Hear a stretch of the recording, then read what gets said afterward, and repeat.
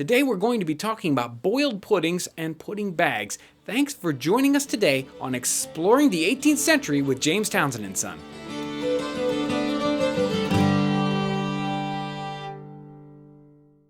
I want to thank all you subscribers out there for your wonderful suggestions, your great questions, and your really kind comments. Our first question comes from Carrie Rivera, and she's commenting on the Carolina Snowball video, and she says, "Will cheesecloth work for this? Do you have to use linen cloth?"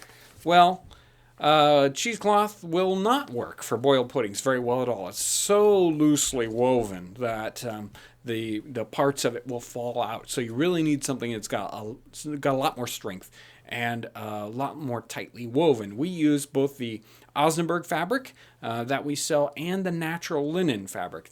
The natural linen fabric or linen fabric in general, is what's typically talked about in the recipes because it would be the most common type of fabric that they would have around, and it's very strong and tightly woven and even gets stronger when it's wet. So it's almost the perfect fabric for boiled puddings. You can use just about any cotton or linen fabric for this, anything that's nice and tightly woven. Our next question comes from Dan Morgan, and he's also asking a question on the Carolina Snowball video, and he says, "I'm a little surprised it takes so long to cook. Rice normally doesn't take that long. Is it because it's all in a ball?"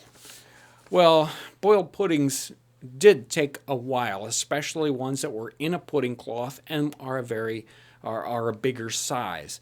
If you check back on the hasty pudding ones, where they're little boiled puddings, they're very small. They don't take nearly as long to cook. So the amount of time really has to do with how big the ball is, and the fact that it does take quite a while for the contents to really congeal and harden up. They might get warm enough all the way to the middle, but it takes this time to really turn into a hard pudding ball. And before I go, I do have a few announcements. This weekend, we're going to be at the Feast of the Hunter's Moon in Lafayette, Indiana. So if you're in the area, come and see us at our booth. So it's rolling around to Christmas time. We usually do a Christmas flyer, and so many people have asked whether we're going to be doing another calendar this year. We've done several calendars. It seems like just about every other year. Well, this year, yes, we are going to be doing a calendar for our Christmas flyer, and the calendar is going to be our 12 favorite 18th century recipes. So you're really going to want to get one of these calendars. We'll try to keep you informed about when these are going to be available on all the outlets here on YouTube, on Facebook, and on our website. Make sure to tune in Monday for the next episode of 18th Century Cooking with James Townsend & Son, where we cover more on pemmican, the ultimate survival food. If you've got questions, whether it's related to our 18th century cooking series, the 18th century in general, to James Townsend & Son and our products, any of those kinds of questions, I would love to hear. Make sure to give us your questions in the comments below. If you haven't already, please subscribe to our YouTube channel.